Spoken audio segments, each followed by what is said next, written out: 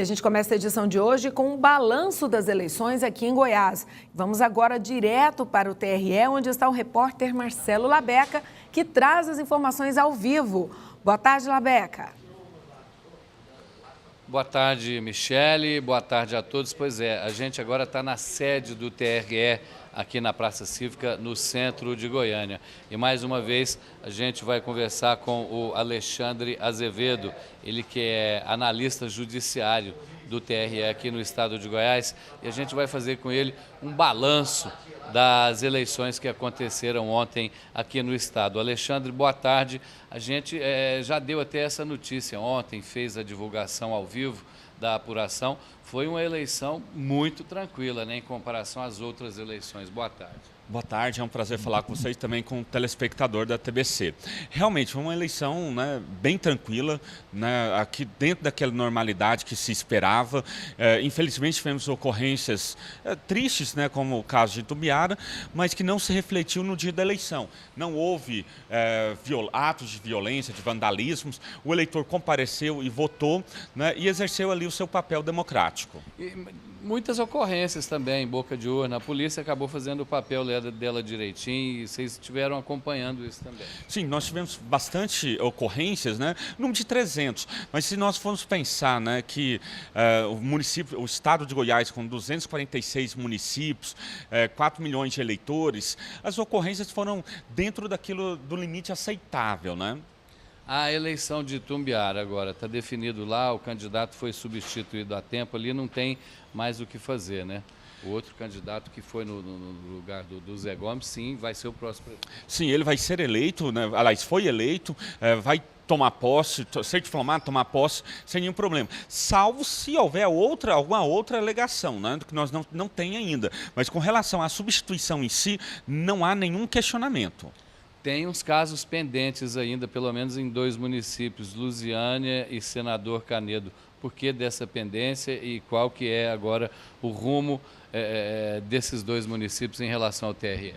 A questão desses 2 municípios é que o vencedor das eleições, a pessoa que teve mais votos para o cargo de prefeito, encontra com seu registro de candidatura indeferido, né? O juiz de primeiro grau indeferiu, houve recurso aqui para o TRE e o TRE deve julgar esses 2 recursos até semana que vem. O que acontece com isso? Se o TRE mantiver essa decisão e eles não conseguirem reverter no TSE e no Supremo Tribunal Federal, será realizada uma nova eleição. Quer dizer, ainda, de todo jeito ainda vai haver o prazo para que as 2 questões sejam analisadas pelo TSE em Brasília. Sim, ainda há esse prazo, tanto para o TSE quanto para o Supremo Tribunal Federal também. Enquanto isso não acontece, não se pode realizar uma nova eleição e caso se chegue ali ao dia 1º de janeiro, o presidente da Câmara de Vereadores desses 2 municípios vai exercer o cargo de prefeito, né, na interinidade.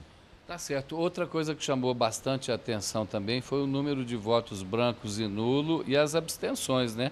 Foi uma quantidade maior que nas outras eleições. É uma insatisfação mesmo com a situação política do país, insatisfação do eleitor? Agora, falando não como servidor da Justiça Eleitoral, mas como estudioso do assunto, sou mestre em Direito Eleitoral, também Ciências Políticas, que eu estudo, né, há uma questão de insatisfação do eleitor brasileiro, de forma geral, que mais de 30% em todo o Brasil, né, ele se negou a comparecer, ou comparecendo votou branco ou nulo, o que mostra que os partidos políticos e os candidatos vão ter que se reinventar nessas eleições. Não dá mais para aquela situação, o voto é obrigatório, então o eleitor vai votar, fica fácil, é só convencer o eleitor a votar em mim. Agora o que eu analiso é que o eleitor, que o candidato brasileiro vai ter que primeiro convencer o eleitor a ir às urnas e depois convencer o eleitor a dar o voto a esse candidato. Agora, está existindo uma confusão aqui, o pessoal acompanha essa apuração, a totalização dos votos pelo TRE, e em Goiânia aqui existe uma ligeira confusão. Parece que 6 candidatos aí não aparecem com votos, né? Na totalização lá são 6 candidatos a vereador que não tiveram nenhum voto. Como é que é isso? Como pode isso acontecer? A situação desses casos tem que olhar direitinho, porque em alguns casos nós tivemos candidaturas indeferidas. Se a candidatura está indeferida, o voto que eventualmente esse candidato teve, ele é considerado nulo. Por isso que vai aparecer na totalização ali o voto como zerado. Quer dizer que então ele pode ter sido votado, apenas é que esse voto não foi computado ainda.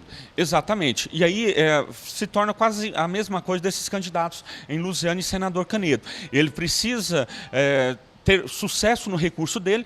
Tendo sucesso no recurso, será feita uma totalização dos votos e aí pode, inclusive, alterar a composição da Câmara de Vereadores, por exemplo. Certo. Aqui no estado de Goiás, Alexandre, Goiânia e Anápolis vão ter segundo turno. Quer dizer, a partir de agora, como é que fica essa campanha? As regras mudam, isso vai até que dia? Explica um pouco aí para o nosso telespectador. Então, essas eleições agora, primeiro, nós temos que, do segundo turno, né? Primeiro nós temos que aguardar a promulgação desse resultado do primeiro turno. Havendo a promulgação, 48 horas depois tem-se início a propaganda eleitoral no rádio, na televisão e também, né, a propaganda eleitoral nas ruas. E vai até na antevéspera do dia das eleições, que será agora no segundo turno, no último domingo do mês de outubro. E aí os candidatos poderão fazer sua campanha eleitoral com uma questão diferente, né, diferenciada no segundo turno, que é o tempo de rádio e de televisão. Né? Alteraram a lei eleitoral para falar que no primeiro turno os candidatos a prefeito teriam 10 minutos dividido entre todos os candidatos. No segundo turno, esquecer de alterar a lei. E aí, agora o que nós teremos? Cada candidato a prefeito no segundo turno terá 10 minutos no bloco. 10 minutos de manhã e 10 minutos à noite para fazer a sua campanha eleitoral. Tá certo. Agora, para finalizar rapidamente, quem não votou, quem não compareceu, vota normalmente no segundo turno e depois justifica? Como é que é? Sim, ele pode votar normalmente no segundo turno e para justificar, poderia justificar ontem ou então tem até 60 dias a contar de ontem para justificar o seu voto. Tá certo, então são essas as informações aqui, esse balanço altamente positivo, Michele, das eleições. A gente não pode deixar de dar os parabéns para o TRE aqui pelo belo trabalho realizado aqui no estado de Goiás, apuração que aconteceu em tempo recorde, mostrando aí a eficiência do nosso Tribunal Regional Eleitoral. Por enquanto são essas as informações aqui, a gente volta aos estúdios, é com você, Michele. Tá certo, Labeca. Obrigada pelas informações e boa tarde para vocês aí.